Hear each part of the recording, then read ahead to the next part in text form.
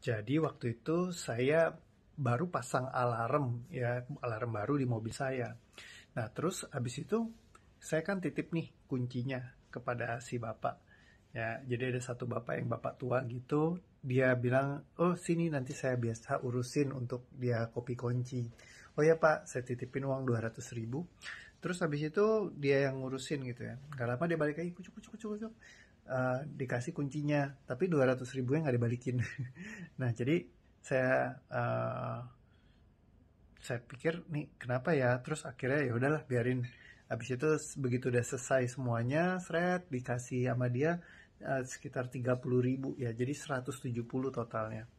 Nah, terus saya langsung, kok kenapa kopi kunci 170.000, mahal amat gitu ya. Nah, terus ternyata saya tanyain, dia bilang begini, ya itu emang segitu. Terus nggak, mana kwitansinya? Dia bilang nggak ada kwitansinya. Soalnya kan itu memang bikinnya di pasar baru ya. Pasar baru kan emang kalau jualan kunci itu nggak pakai kwitansi gitu ya, karena yang di pinggir gerobakan gitu biasanya. Nah, terus saya nggak percaya gitu, jadi saya kesel gitu kan, kayaknya duit gue diambil nih, berasa begitu. Saya bilang ke si di situ ada atasannya, saya bilang nih nggak bener nih karyawannya masa dimakan sih. Kalau misalkan saya tahu kan kalau namanya kunci ya 30.000-an lah, kopi kunci kan ya paling berapa, masa sampai berkali-kali lipat gitu gitu ya. Karena kan ini kan kunci cuman mobil biasa, mobil saya juga nggak, bukan mobil mobil yang baru banget mewah yang pakai immobilizer atau segala macam, cuma kunci buat bagasi gitu kan. Biasa saya bikin kunci kan paling cuma 30.000-an gitu. Nah, terus akhirnya ya udahlah, saya udah sebel banget sama si bapak ya. Besokannya pas saya datang lagi ngurusin mobil yang lain, saya bilang, tolong jangan kuncinya sama dia ya gitu ya. Nah, akhirnya ya sudah. Terus nggak lama saya jual mobil saya yang pertama itu, dan saya ganti mobil yang tipenya sama. Ya, jadi waktu itu saya nyari RX-8 lagi, cuman tahunnya yang lebih muda gitu ya. Dan kilometernya jauh gitu. Jadi saya pikir nih best bargain, saya jual yang lama, saya beli yang baru. Nah, ketika saya beli yang baru, saya pasang lagi mode alarm yang berbeda karena dia ada tahun ini dikeluarin lagi upgradean baru gitu ya. Jadi saya ganti lagi. Pas sampai sana, udah dirubah semua, rombak, saya bikin kunci lagi kan. Nah, bikin kunci, saya cari sendiri tukang kuncinya. Pas sampai di sana dia bilang, wah pak, kunci bapak ini susah karena kuncinya tipe ini yang tebelnya segini, ini memang agak sulit carinya. Kalau mau kita harus cari dulu di toko yang mungkin deket sini ada gak gitu. Ini di lokasi yang berbeda, ini Kelapa Gading ya. Dia bilang kalau bapak mau saya coba cariin dulu kunci kunci basisnya ada gak. Hah, sampai susah itu. Iya pak, emang harganya berapa? Kalau bapak mau yang bagus 300.000, kalau yang biasa yang bahannya nggak sebagus yang itu, harganya sekitar 150-an.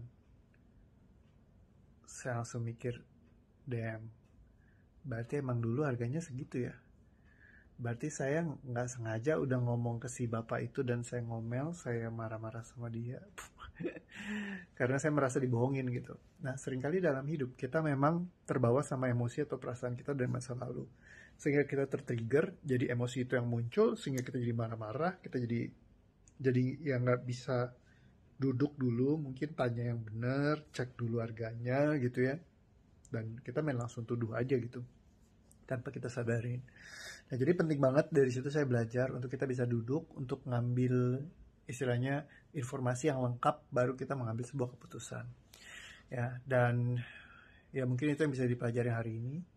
Tapi juga jangan kita melabel diri kita, ya karena kadang-kadang kita jadi kalau udah pernah bikin salah, saya sih bersalah ya waktu merasanya masih bapak itu. Tapi bukan berarti juga saya menghukum diri saya terlalu lama dengan merasa bersalah. Dalam hidup kita manusia pasti pernah bikin kesalahan. Jadi jangan pernah kita menghukum diri kita terlalu lama dengan menyimpan kesalahan itu terus-menerus dan melabel diri kita sebagai orang yang negatif. Contohnya ketika saya dulu, mungkin saya pernah juga ngelakuin hal-hal yang tidak saya banggakan. Waktu saya kecil ya saya pernah saya mencuri mungkin beberapa kali gitu ya. Kalau saya melabel diri saya sebagai saya seorang pencuri, seumur hidup saya akan saya bawa label itu dan saya adalah seorang pencuri, si maling itu.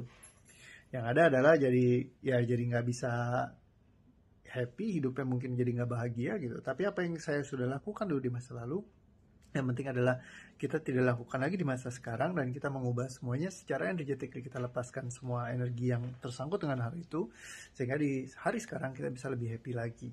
Jadi ada dua hal penting yang kita bisa pelajari pada hari ini. Satu, ketika mengambil sebuah keputusan, carilah dulu informasi yang tepat semuanya sehingga ketika itu terjadi ya semuanya bisa oke. Tapi kadang ada emosi yang kebawa, emosinya mesti dilepaskan dulu sehingga kita lebih ringan. Dan kalau misalkan kita berbuat kesalahan di masa lalu apapun itu, jangan kita melabel diri kita dan membawa kita sampai di masa sekarang bahwa dulu kita pernah melakukan kesalahan itu, jadi kita melabel diri kita sehingga kita jadi terkungkung terus dengan masalah tersebut. Jadi lepaskanlah semua sehingga hidup kita bisa lebih happy, lebih asik lagi, lebih bahagia lagi, dan lebih seru lagi. Oke, thank you udah dengerin video ini. Hopefully belajar sesuatu dari video kali ini. Terima kasih. Saya masih belajar untuk ngekompres lagi pembicaraan saya biar lebih cepat. Ya, ini sekarang 5 menit, 6 menit bentar lagi. Ya, hopefully Anda bisa dapat sesuatu dan thank you udah nonton video ini. Hopefully dapat pembelajaran dan besok bisa nonton lagi video-video yang saya rekam lagi. Thank you semuanya. See you again. Bye-bye.